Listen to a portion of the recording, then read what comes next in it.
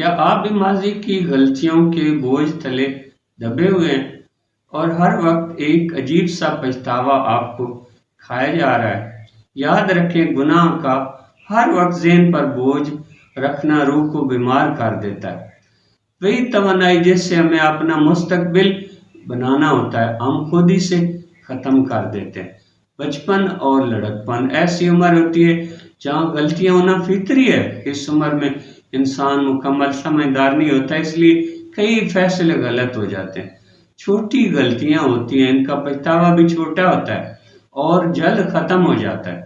کچھ غلطیاں بڑی ہوتی ہیں، ان کا اثر بھی زیادہ ہوتا ہے، اور کچھ گناہ اتنے بھاری ہو جاتے ہیں کہ وہ احساس جرم بن کر دل و دماغ پر چھا جاتے ہیں۔ یہ مسلسل احساس جرم انسان کو اندر سے توڑ دیتا ہے۔ ہر وقت خوف، ہر وقت پریشانی اور ذہن میں اندھیرا۔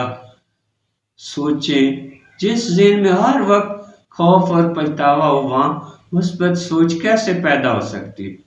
حقیقت یہ ہے کہ مثبت سوچ صرف اسی دل میں پیدا ہوتی ہے جو بوجھ سے آزاد ہو، اور یہ آزادی صرف ایک چیز سے آتی ہے: توبہ۔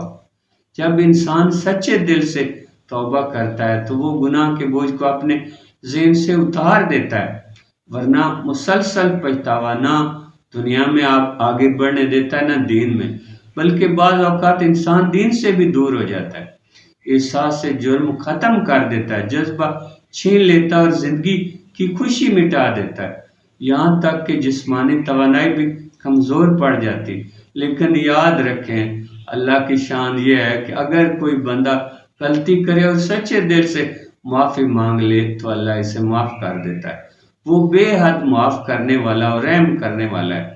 اپنے ماضی کو بوجھ نہ بنائیں، اس سے سبق بنائیں اور آگے بڑھ جائیں۔ گناہ کا بوجھ آپ کو تباہ کر رہا ہے، پچھتاوا چھوڑیں اور آگے بڑھیں۔